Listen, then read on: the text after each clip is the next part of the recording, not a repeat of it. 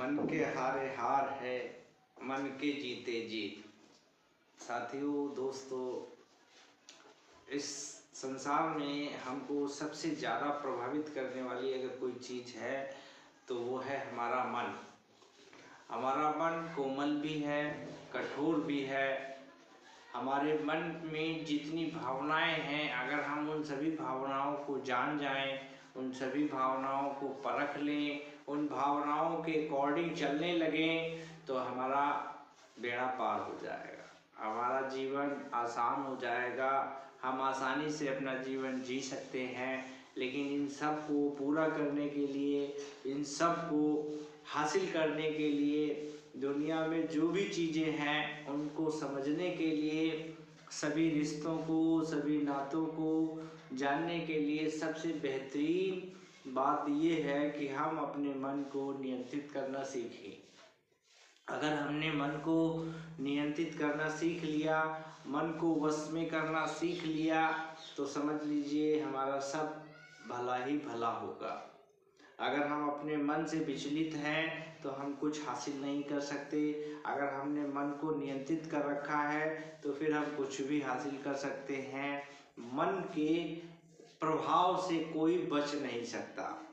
एक बात और भी है, मन और मस्तिष्क अलग अलग बातें हैं। मन को जहाँ तक मैं समझता हूँ दिल से जोड़ा गया है। दिल जो हमारा कहता है वही में हमारा मन होता है।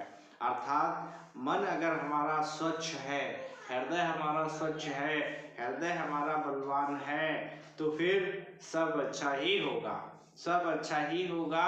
तो सबसे ज़रूरी बात ये है कि हमें अपने हृदय को, अपने मन को नियंत्रित करना है। अगर हम अपने मन को नियंत्रित कर सके तो फिर हमारे लिए सब कुछ आसान ही हो जाएगा। तो प्यारे दोस्तों, सबसे मेन चीज़ जो है, सबसे मुख्य बात जो है यही है। हमारे इतिहास में बहुत कवियों ने मन को लेकर बहुत सारी बातें रखी हैं और कविवर रैदास जी ने तो यहाँ तक कह दिया कि मन चंगा तो कठौती में गंगा। अर्थात अगर हमारा मन स्वच्छ है तो फिर हम हर तरह से पवित्र हैं, स्वच्छ हैं। अगर हमारे मन में कोई गंदगी है तो फिर हमारे मन की ही कमी है कि हम उसको पूरा नहीं कर सकते। मन से अगर हम हार गए तो हम हार जाएंगे, मन से अगर हम जीत गए तो हम जीत जाएंगे। अर्थात अपने मन को अगर हम नियंत्रित में रख सके, अगर अपने मन को हम अपना पूर्णतः अपने वश में कर सके, तो ये बात तय है कि आने वाला समय हमारे लिए बहुत बहुत बहुत ही कारगर होगा और हम अपने जीवन में सफल होने के हमारे लिए चांसेस ज़्यादा हो जाएंगे, बढ़ जाएंगे।